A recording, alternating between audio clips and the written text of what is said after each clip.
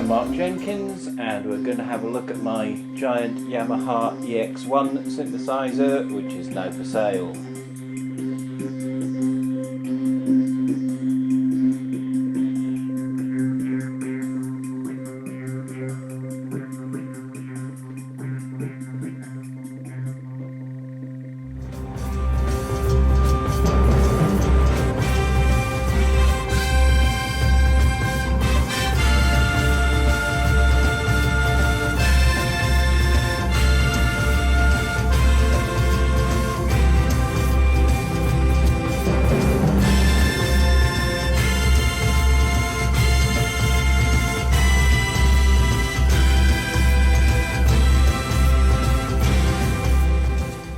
Now the EX1, as most people know, is the theatre version of Keith Emerson's GX1, so a lot of people just want to know if it does one thing, which is this.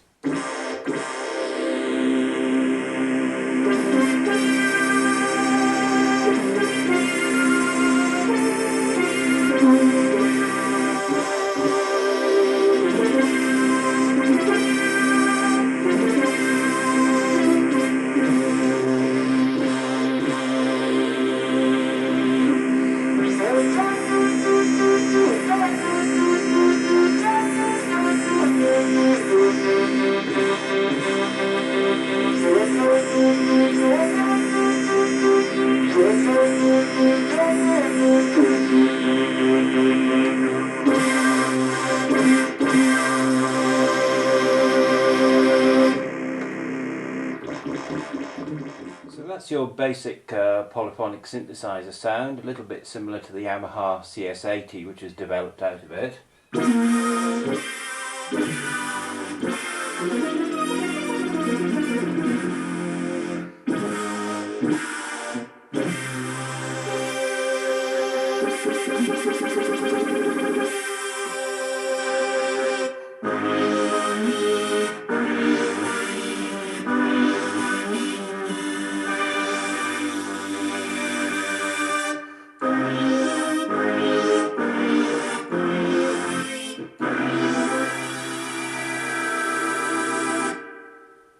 Of course, the EX1 does a lot more than this and has double keyboard, organ, bass pedal and 12 machine accompaniment and arpeggiator facilities as well. I've worked out and tested most of the functions on this EX1, but it does come with a handbook, which makes things easier. So we'll just look at the main functions one at a time. Firstly, you have the organ sounds for the top keyboard, and these are called flutes because they're basically sine waves as you get on Hammond. So if you push down a selection of flutes, you get a basic organ sound like this.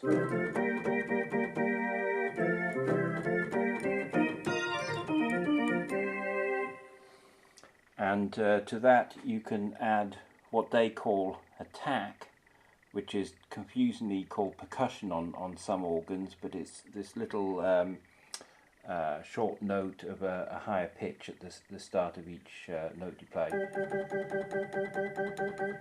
And on that attack you've got, apart from the 4 pitches, you can change the length and you can make it repeat, so it's a bit like a banjo type effect.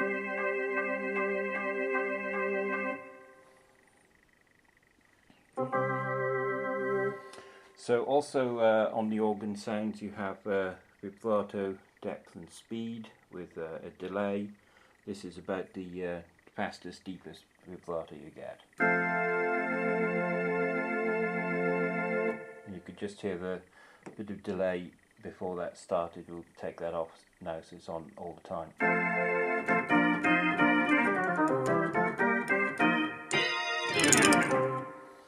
So quite a good choice of Hammond type sounds. You can also have chimes or a vibes patch.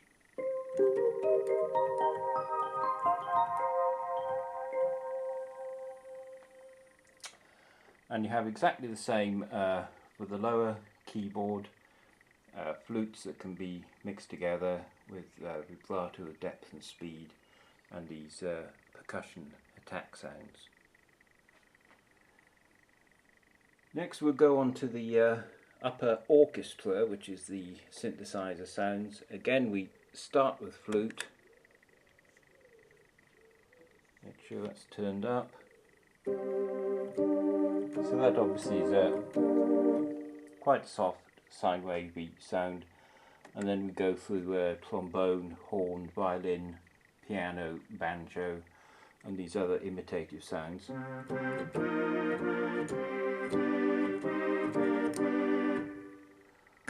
Harpsichord.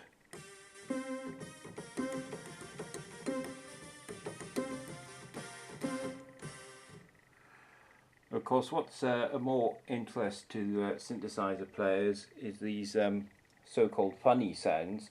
Funny because they have open filter and a lot of resonance on them. So this is the polyphonic synthesizer stuff that we'll be more interested in.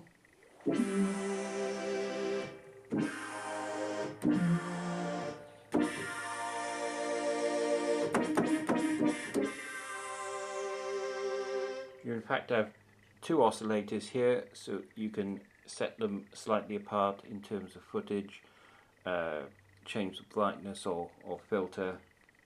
You can hear a deeper oscillator there doubling it, and you also have this filter with peak speed.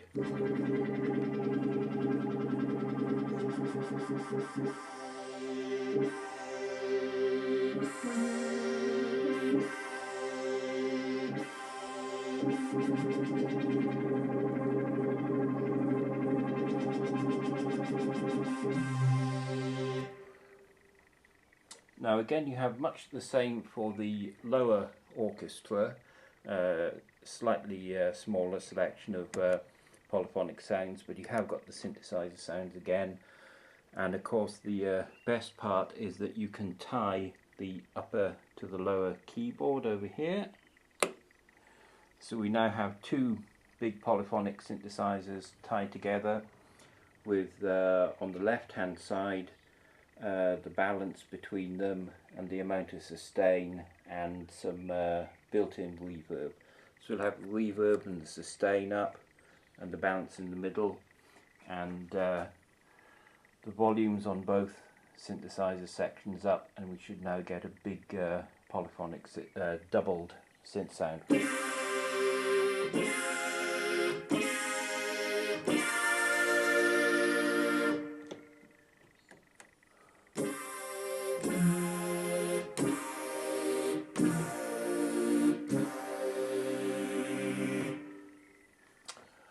Over on the right hand side is what's called Celeste, which is not the piano type keyboard instrument. It's a sort of thickening chorus effect, so we leave that up most of the time.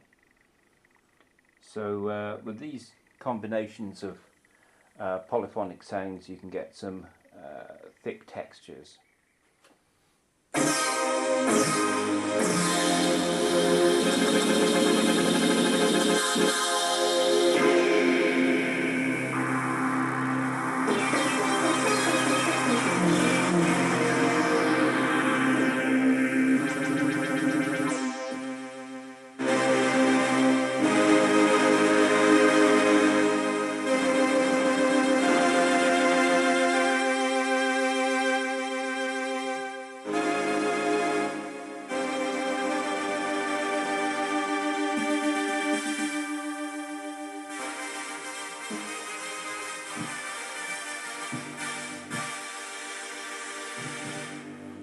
One nice effect you can do is harpsichord over cellos or strings, which gives you something like the old Alka Rhapsody string machine.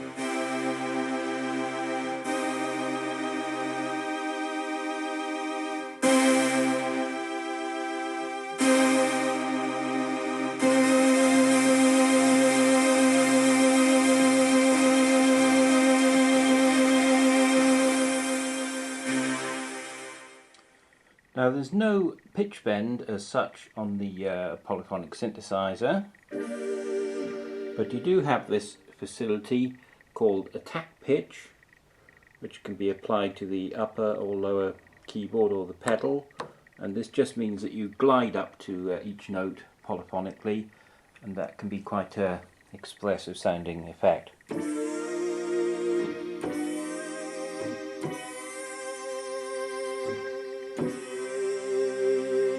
Sort of thing that Eddie Jobson uses a lot on the Yamaha CS80 on pieces like Alaska. The next section at the top here is the pedals, which is a monophonic synthesizer with 12 sounds of its own, and again these include the so-called funny synthesizer sounds. At the moment I don't have the bass pedals fitted on the floor here against these tags, but they are included. They're quite large, the bass pedals. For the moment I'll just tie the pedals to the lower keyboard and we'll listen to some of these sounds.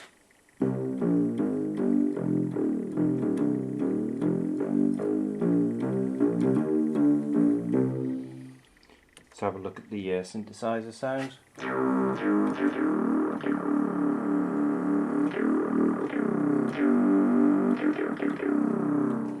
So quite deep and similar to something like the Moog Taurus analog bass pedals.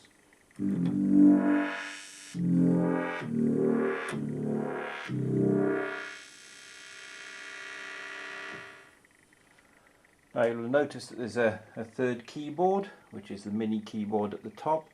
Actually the keys are full width, but they're just not quite as deep as the main keyboard keys.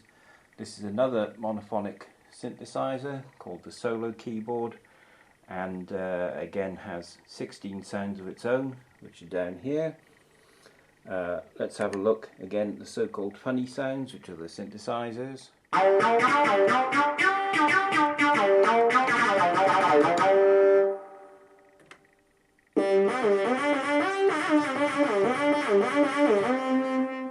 just take the portamento off that.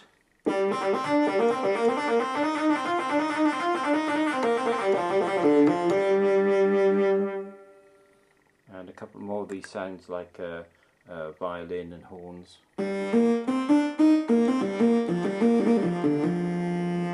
Now the unusual thing about this solo keyboard is the modulation, which can actually be set to depend on moving the keyboard left to right. Let's just have a look at this with vibrato and wah switched on, and as you play the key you can actually move it left and right. You can see the whole end of the keyboard moving up and down. So that can be quite expressive.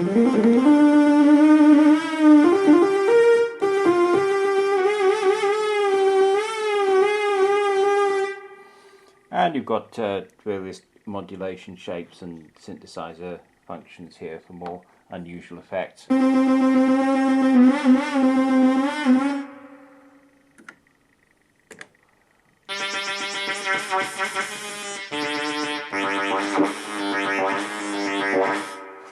Now again, you can tie the upper solo keyboard to the upper manual, so you can play the solo synthesizer together with the polyphonic sounds.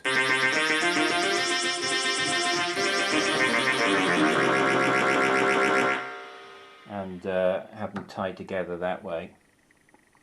Let's have another example of that.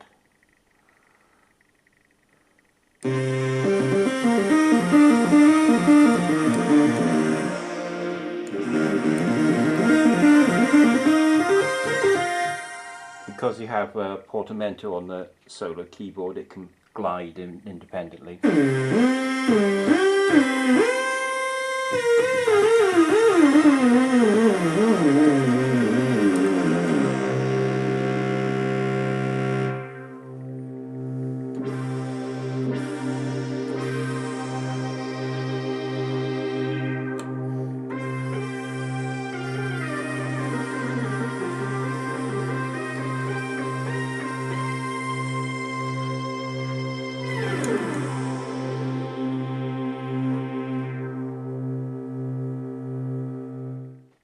Lastly, we'll have a look at the auto accompaniment section, which is quite sophisticated, with the usual well-known dance patterns: march, waltz, swing, ballad and so on, and a tempo control.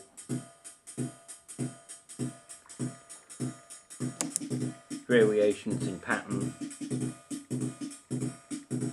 and different types of chord accompaniment, so you get things happening on the lower keyboard.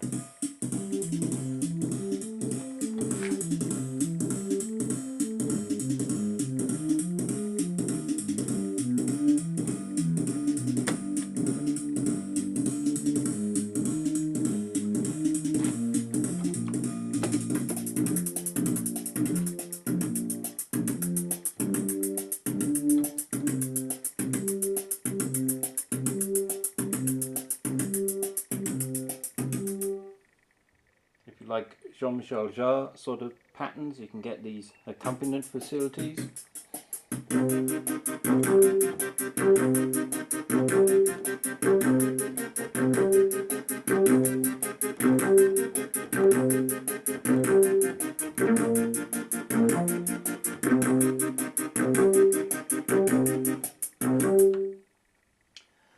Also on this side you have a auto arpeggiator, an alternative to the auto accompaniment, which has a choice of octave span and gives you things like this.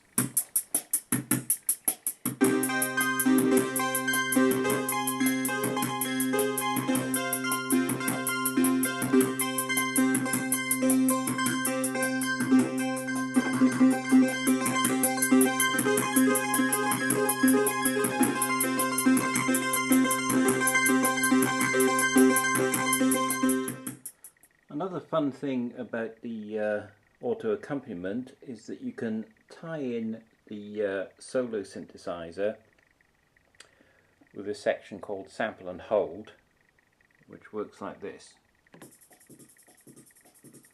So we're switching on the sample and hold now, and it means that the solo synth will play notes depending on a choice of the different percussion sounds. It's now playing on every bass drum, but you can make it play on bass drum and cymbal, or bass drum and hi-hat, or cymbal 1 or 2.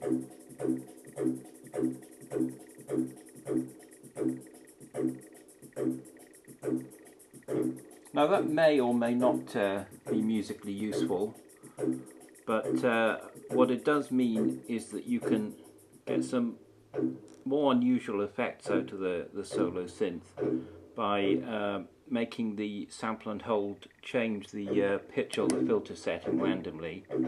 So now I'm going to pitch and wah at the same time, and turning the speed up.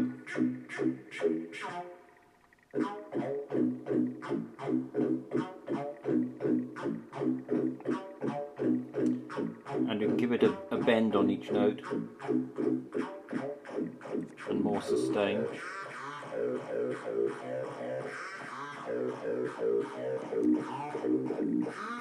And put it higher in pitch.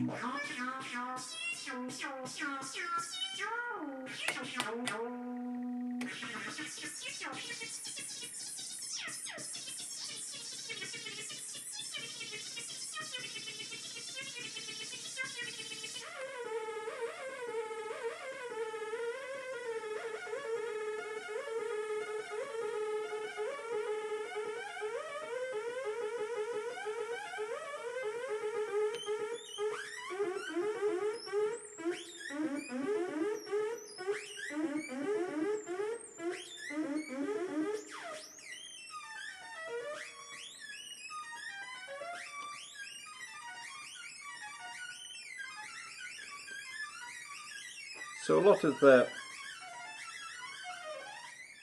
more unusual effects there, which you'd normally associate with a small synthesizer like an ARP Odyssey or something like that.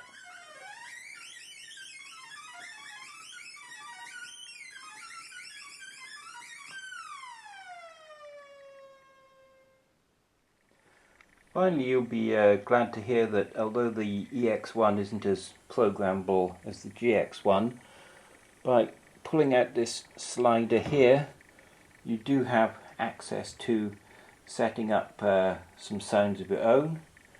Those are accessed by these little pistons above the lower keyboard. So let's have patch 4, gives you a complete setup for upper and lower keyboard and pedals.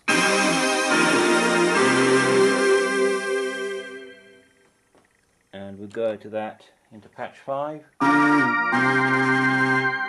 As you see, complete different set of sounds. Patch 6.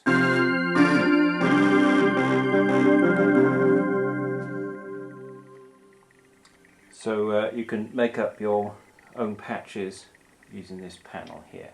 So what kind of playing condition is this EX1 in? Well, as you've heard, it plays well.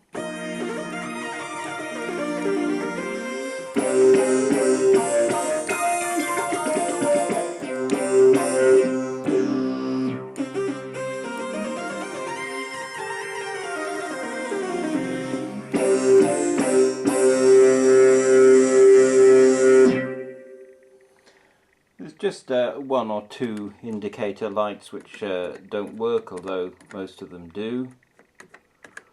There's a couple of keys which are a little bit intermittent, but I think that they all do work. A couple just need a bit of a clean. That one sounds as if it isn't going to play, and then it does play, so it's just a matter of cleaning, which I may well do. Again, on this keyboard there's a couple of keys which are a bit intermittent, but only on the flute, so they're okay on the polyphonic synthesizer. But as I'm going to show you now, that is not too much difficulty, because the whole top of the EX1 comes open and makes it easy to clean or service key contacts or anything else that needs to be looked at. And here's the EX1 with the lid lifted.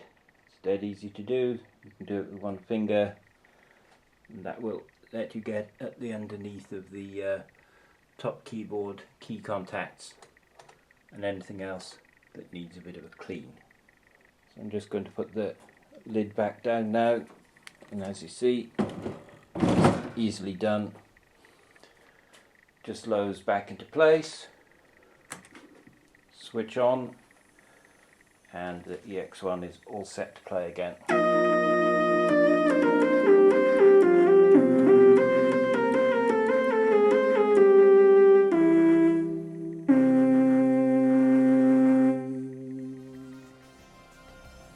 Just a quick view of the matching bass foot pedals, which as you can see are quite large, and packed up in a cardboard box the full-size bench which two people could sit on, in the matching pearl white finish to the EX1.